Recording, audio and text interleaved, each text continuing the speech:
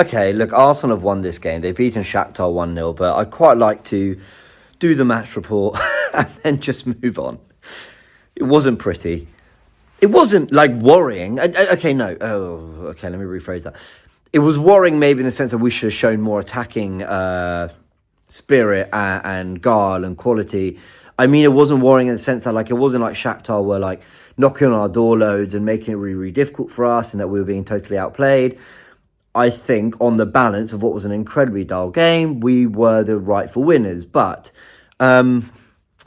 you're really hoping that was the Arsenal players knowing that they've got a lot of football, knowing that this was one of the easier games in the schedule and deciding that they were just going to play it in second gear. Like, if you're a positive Arsenal fan, you're telling yourself that.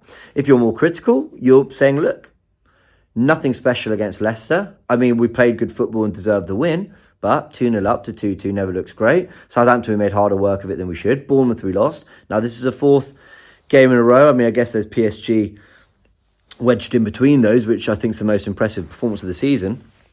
So I'm hiccuping. But nothing great from Arsenal there in 4 of the last 5 games. So concerns a little bit when it comes to the performance.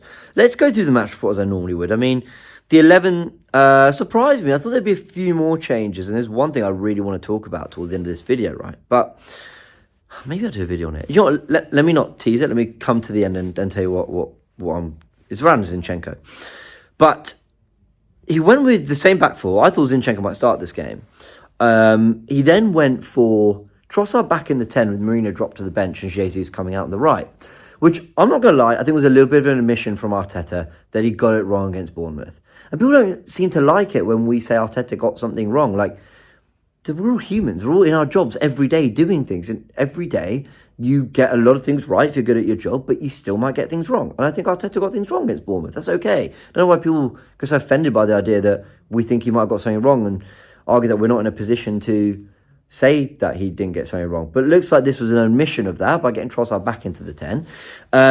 And Arsenal, I think, for the first 10 minutes, was really fluid and played some good football all over them. The best thing about Arsenal all day was our press. We were pressing them high up the pitch. We were winning the ball back really well, but we weren't converting it into chances. We weren't creating many openings. We weren't punishing Shakhtar for that. We weren't saying, look, you've tried to play out the back. We've nicked the ball off you in your final third, and now we're going to punish you for it. As you're turning back to goal and as you're trying to rediscover a defensive shape, we're going to pull you apart. It got desperate for them defensively, but we never punished them for it. Then about the 12th, 15th minute, they settled into the game and it became a little bit more of a boring affair. Now, the only big moment of quality came from Martinelli when he sort of darted inside and aided by the overlap of Calafiori. He's able to work a bit of space, get a shot at goal. Comes off the defender's knee, comes off the post, comes off the back of the goalkeeper and trickles into the back of the net. 1-0 up, cool. I think our first half performance just about deserved that, although, let's be honest, a huge slice of luck. Now, the other big chance was worked well between, I think Calafiori tries to pick out someone, the move dies, but on the edge of the area, Trossard picks it up again, gives it to Havertz, who then rolls it nice into Jesus, whose effort was kind of saved by the goalkeeper, and that was kind of the only real other big moment of not just the half, maybe the game. I mean, Martin had a chance in the second half. But that was pretty much it. Second half, they had a header they could have done better with in injury time. That could have made a 1-1. That got a little bit nervy at one point. But otherwise, while Arsenal were far from scintillating, as far from exciting, I don't think the Emirates crowd were hardly on the edge of their seats throughout that game. I think they were still fairly comfortable.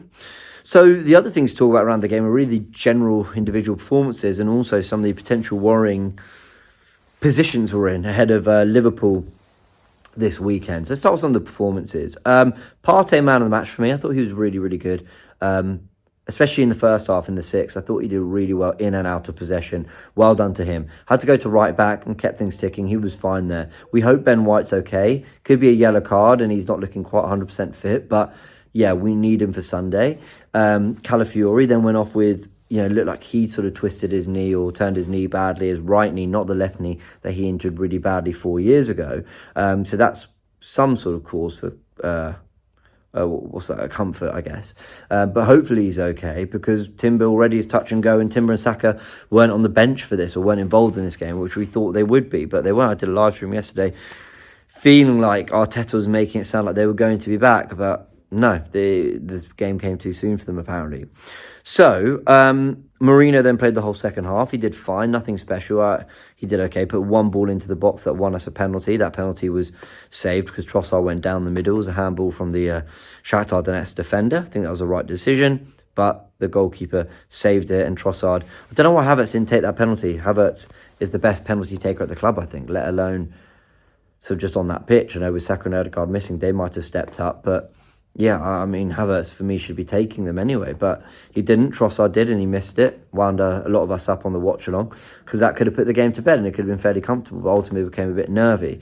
Other performances around the pitch, I thought Jesus looked fairly bright. I know he probably should have made it 2-0 in the first half, and I know there were still some typically frustrating moments from Jesus, but I can't help but think that the most comfortable we've seen him in the last year has actually been out on the right. He's very good at running at defenders and darting in and out on the inside, on the outside, and committing players and making things happen. I thought he was really bright. So, yeah, he's got the... if Saka's not available on Sunday, Jesus starts on the right. But I now want to almost readdress the balance of the squad. For me, Saka, Havertz, Martinelli are your starting front three. And then Sterling's your backup left winger. Trossard's your backup and false nine. And Jesus is your backup right winger. I think that's the best balance for the squad, if I'm honest. Sorry, I know I'm doing this with that in the... there we go, that'd be better, wouldn't it? But I'm just in the DR studios where the light is best up there. So apologies, maybe I can do that and not have to put you through having to look at that T-shirt. What else have we got? Not much else. I mean, the big point that I mentioned earlier in this video that I wanted to talk about was Lewis Skelly coming on ahead of Zinchenko. Look, you might all think I'm being really dramatic, okay? I think that's a massive call from Mikel Arteta. Zinchenko was on the bench for Bournemouth, and he's on the bench for this game. He's fit, he's fine. He could certainly have played the 26 minutes that Lewis Skelly played. By the way, Lewis Skelly looked neat and did perfectly well. Good on him, and congrats on... I know he made his Champions League debut against PSG, but that's a real debut, so well done to him. A massive thing for a 17-year-old, and I'm really proud of him, and actually slightly concerned that, again, Nwaneri didn't get on the pitch, so... that's all a touch disappointing, but, you know, Arteta will have his reasons and ultimately won the game. But coming on ahead of Zinchenko feels like a really big statement from Mikel Arteta, and maybe I can read too much into that. Maybe there's nothing to really think about, you know. Zinchenko isn't quite fit yet, and Lewis Skelly's looked good in training, so he's given him that opportunity. Like, maybe that's all it is. But that felt quite a big moment in Zinchenko's Arsenal career. And again, that might be a bit over the top, but it just did feel like that to me. So, yeah.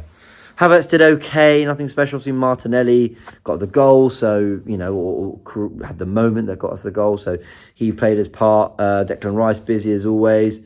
But look, Arsenal, you know, the centre-backs did okay, and Raya did okay, but Arsenal we haven't got to our best level since beating Leicester 4-2 and then PSG. Since then, Southampton we made hard work of, and...